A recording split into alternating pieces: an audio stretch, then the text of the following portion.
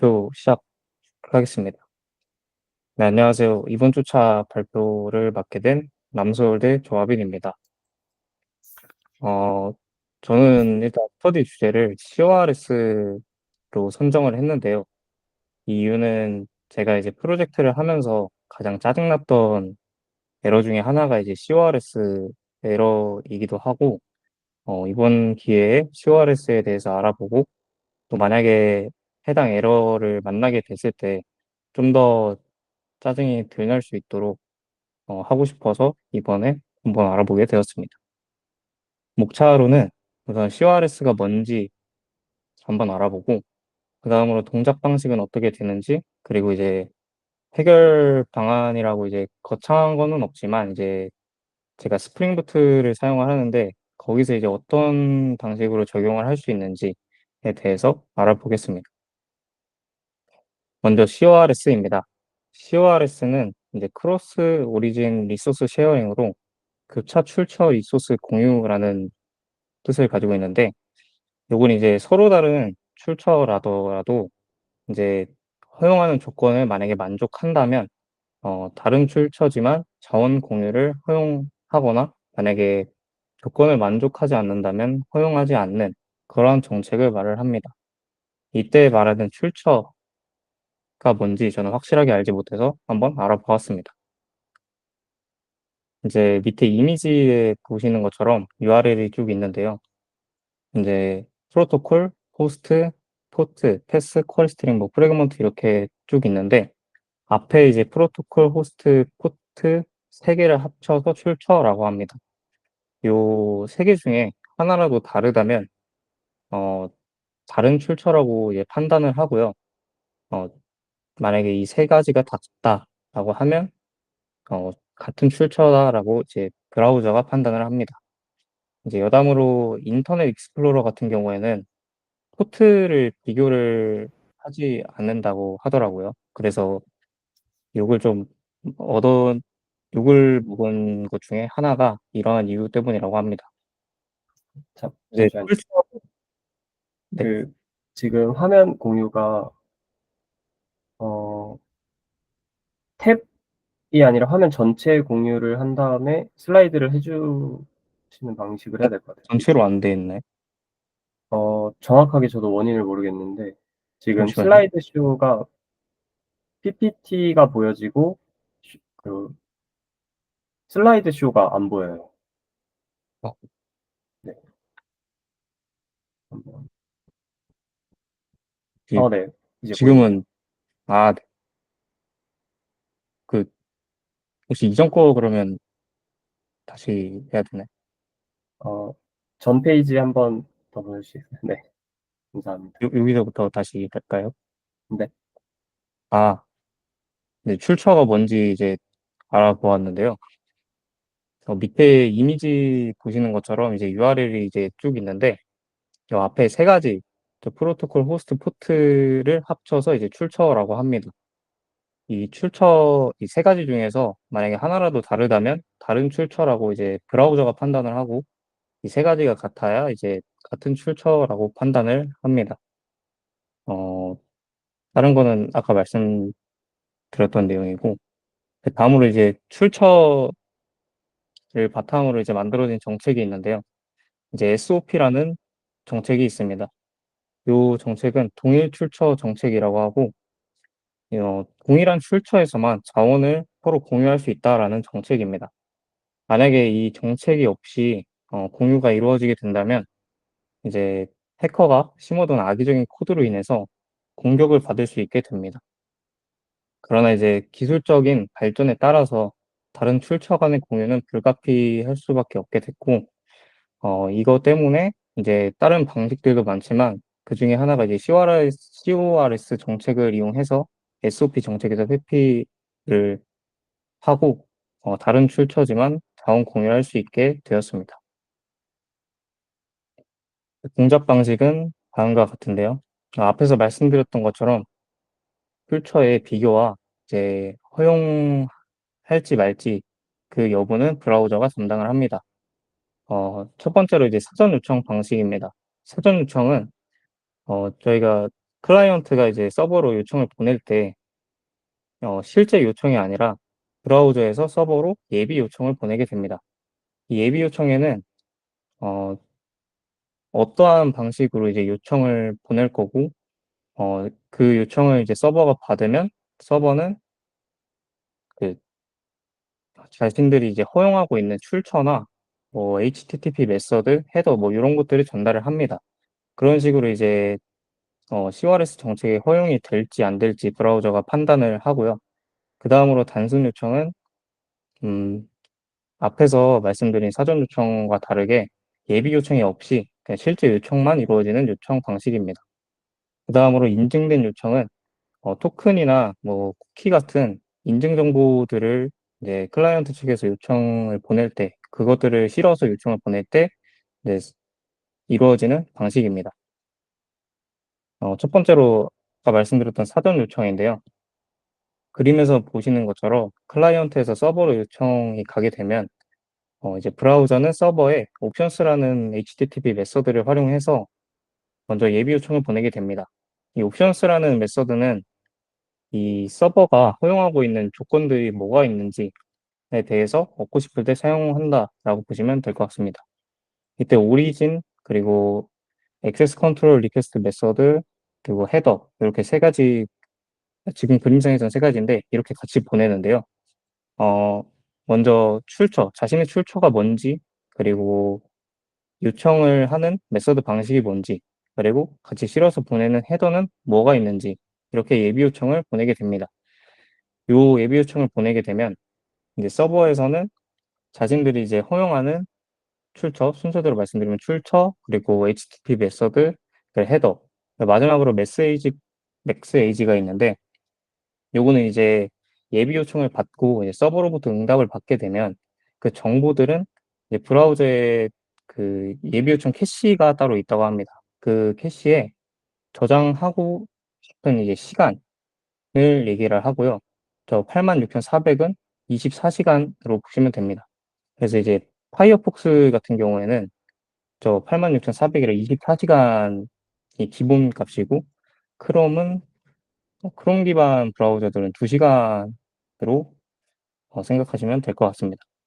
이런 식으로 예비 요청으로 응답을 받은 후에 본 요청을 보내게 될 때 본 요청에서 출처와 아까 서버로부터 받은 이제 허용 조건들을 이제 따져본 다음에 자원 공유를 허락할지 안 할지 결정을 하게 됩니다. 이 방식의 장점으로는 보안적으로 좀 더 예비 요청을 통해서 한 번 더 확인할 수 있기 때문에 보안적으로 강화가 되고요. 단점으로는 당연히 이제 요청이 더 많아지는 거니까 요청 수가 많아지면서 비용적인 측면으로 좋지 않게 됩니다. 다음으로 단순 요청 방식입니다.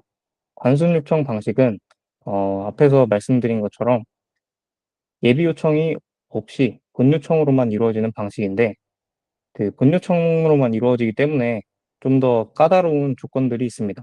먼저 첫 번째로 get, head, post, HTTP 메서드만 사용을 해야 되고요. 그리고 accept나 content type 등의 특정한 헤더일 경우에만 적용이 됩니다. 어, 그리고 content type의 헤더가 이 값이 이 밑에 있는 세 가지인 경우에만 이 방식이 적용이 돼서 어, 조건들을 맞추기가 쉽지는 않기 때문에 대부분의 요청들은 이 앞에서 보신 사전 요청 방식으로 이루어진다라고 생각하시면 될 것 같습니다. 마지막으로 인증된 요청입니다. 인증된 요청은 요 그림에서 보시는 것처럼 쿠키를 이제 쿠키나 아니면 뭐 토큰 요런 인증 정보들을 같이 요청을 하고 싶을 때 사용을 하고요. 이거는 서버 측만이 아니라 클라이언트 측에서도 크레덴셜이라는 옵션을 설정을 해 줘야 합니다. 요 크레덴셜 옵션은 이제 API 요청하는 방식이 저 프론트 측에서도 뭐 엑시오스나 jQuery 등의 여러 가지 방식이 있는데 그 방식에 따라서 쪼끔 다르다고 알고 계시면 될 것 같습니다. 그리고 서버의 응답 헤더는 밑에 보시는 것처럼 액세스 컨트롤 얼로우 크레덴셜을 true로 설정을 해 주고 이 헤더의 값에 와일드 카드 문자는 사용해서는 안 됩니다. 앞에서 이제 보시면 어 이쪽에 와일드 카드 요게 와일드 카드 필인데 이 와일드 카드로 되게 되면 모든 출처에 대해서 허용을 한다라는 의미입니다. 근데 이제 아무래도 인증 정보 같은 게 있다 보니까 좀 더 명확하게 설정을 해 주어야 합니다. 만약에 와일드 카드로 설정을 하고 이 요청이 이루어지게 된다면 그때 이제 CORS 에러가 발생이 됩니다. 이 동작 방식들 같은 경우에는 이제 저희가 개발을 할 때 설정하는 방식에 따라서 브라우저가 이제 판단을 하고 만약에 조건이 맞는 그 받은 설정한 이제 조건들에 맞는 방식으로 브라우저가 수행을 하게 됩니다. 이제 마지막으로 해결 방안인데요. 먼저 이제 밑에 보시는 것들은 저희가 이제 설정하는 헤더들입니다. CORS 관련 헤더들입니다. 먼저 순서대로 출처, 허용하는 출처, 그리고 허용하는 HTTP 메서드, 허용하는 헤더, 그리고 저, 저 캐시에 저장하고 있는 시간, 그리고 인증 정보를 받을지 말지, 또 마지막으로 이제 액세스 컨트롤 익스포스 헤더스가 있는데 요거는 이제 브라우저 자체에 이제 노출되지는 않지만 이제 서버로부터 서버에 저장되어 있는 값들 중에 이제 어 접근해야 되는 경우가 있을 때 요 헤더를 이제 서버 측에 사용을 해서 요 헤더에는 접근을 할 수 있다라고 이제 설정을 해줄 수 있습니다. 그리고 위에 있는 모든 것들은 설정할 필요는 없고요. 그 상황에 맞게 적용을 하시면 됩니다. 이제 제가 스프링 부트를 사용을 하기 때문에 해결 방안은 되게 많은데요. 그중에 코드에서 또 짜는 방법을 알면 좋을 것 같아서 요 경우만 가져왔습니다. 인제 전역으로 설정하고 싶은 경우에 스프링 부트에서는 요 밑에 있는 이미지처럼 사용하면 되는데요. 여기서 보셔야 될 거는 웹 MVC 컨피규어러를 구현받아서 사용을 하고 이제 애드 매핑 같은 경우에는 API 경로를 이제 어떤 API 경로에 적용을 할 건지에 대해서 작성하는 건데 지금은 또 와일드 카드로 돼 있어서 모든 API 경로에 요 그 조건들을 적용을 한다라고 보시면 됩니다. 그 순서대로 출처, 그리고 허용하는 메서드, 그리고 헤더, 인증 정보 같은 거를 받을지 말지, 또 이제 브라우저 측에서 접근할 수 있는 헤더가 뭔지, 또 브라우저 캐시에 어느 정도 저장할 건지에 대해서 이렇게 설정을 하시면 됩니다. 근데 이 전역으로 설정하는 거 말고 이제 특정 컨트롤러나 메서드에 또 설정을 할 수 있습니다. 바로 저 크로스 오리진이라는 어노테이션을 사용하시면 되는데요. 저 어노테이션을 사용을 하셔서 속성 값들은 조금씩 다르지만 큰 틀은 다르지 않기 때문에 적용하시는 데 어려움은 없으실 것 같습니다. 네, 이상으로 발표 마치겠습니다. 질문해 주시면 감사하겠습니다.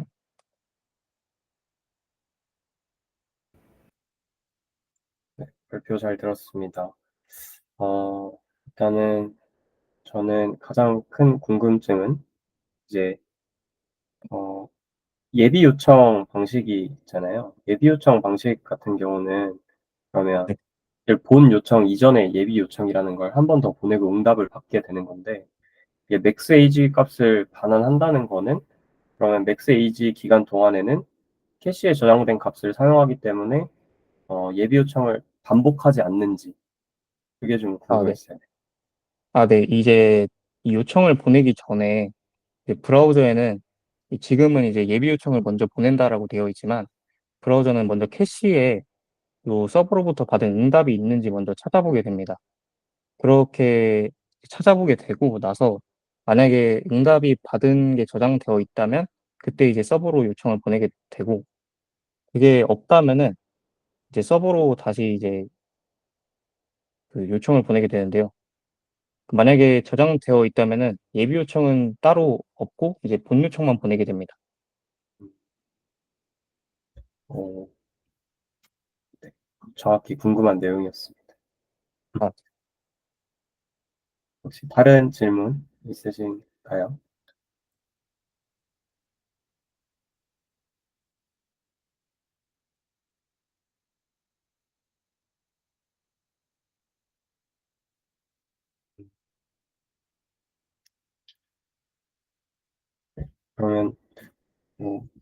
혹시 이 스프링으로 구현하실 때 네. 어 그러면 백엔드 서버랑 프론트엔드 서버가 서로 달랐던 경우에서 프로젝트를 진행하셨었나요? 아, 네. 지금 화면에 보시는 것처럼 다른 도메인에서 진행을 했었어 가지고 음. 여기 보시면 그 허용되는 출처랑 뭐 요런 것들을 설정을 해 뒀습니다. 제가 한 건 아닌데. 네. 네. 그래서 그때 당시에는 이 방식으로 해결을 하셨던 거죠? 네네. 어 좋습니다. 혹시 더 없으신가요? 네. 질문 없으시면 혹시 저 질문해도 될까요, 그럼? 네. 아, 네. 그 CORS에 대해서 그 예방 방식이나 그런 거 되게 잘 알려주셨는데, 혹시 조아비님 같은 경우에 CORS가 보통 어떤 상황에서 생겼었는지 궁금해가지고. 어 어떠한 경우라고 말씀드리기 살짝 애매한 게, 저도 이제 이 짜증이 났던 경우가 예상하지 못한 순간에 이제 이 에러들이 발생하는 순간이 많았거든요. 근데 대표적으로 그 에러가 발생했던 경우는 이런 출처를 명확히 하지 않았을 때였던 것 같습니다.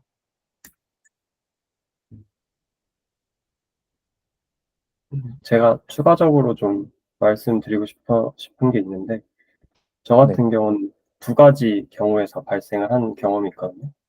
일단 첫 번째 이걸 경험했던 경우는 로드 밸런싱 할 때 이제 부하를 분산해 주는 서버가 위에 있었고 그 부하를 받는 서버가 아래 3 개가 있었거든요. 그러면 부하를 분산해 주는 서버로 유저는 그 부하를 분산해 주는 서버에 먼저 요청을 보내고 그 부하를 분산해 주는 서버가 3개 중에 하나를 로드 밸런싱 어 메소드 중에 하나를 선택해서 이제 3개 중에 하나를 선택해서 유저한테 주게 되는데 그 과정에서 이제 중간에 로드 밸런싱을 하는 서버와 응답을 주는 서버가 다르기 때문에 둘 간에 코어스 에러가 발생합니다. 그게 첫 번째 에러였고요. 그다음에 저 두 번째 경험했던 상황은 해커톤 때인데 이거는 이제 해커톤 같은 경우는 보통 경험해 보신 분들은 아시겠지만 GitHub에 이제 FE 레포지토리랑 BE 레포지토리 별도로 관리하시잖아요.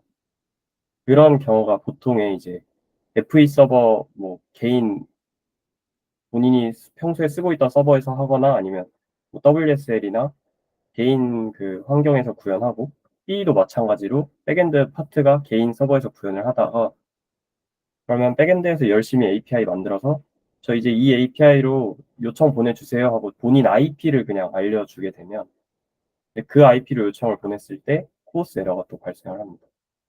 프론트엔드에서 이제 그 IP로 요청을 보내게 되면 코어스 에러가 발생을 하는데 저 같은 경우는 이제 두 번 다 이런 컨트롤러 단에서 해결하지 않고 그러니까 서버 단에서 해결하지 않고 그냥 도메인을 부여하고 그 도메인에 HTTPS 인증을 해주면 소스 에러가 해결됐었거든요. 네. 그래서 그러니까 보통 저는 이제 백엔드를 하다 보니까 그런 백엔드 API를 배포할 때도 도메인을 만들어서 그 도메인에 HTTPS 인증까지 해서 배포를 하게 되면 코어스 에러가 발생하지 않았던 걸로 기억을 합니다. 그래서 코어스 주제여가지고 제 경험을 공유해 보았습니다. 혹시 감사합니다. 다른 감사합니다. 추가적인 질문 있으실까요?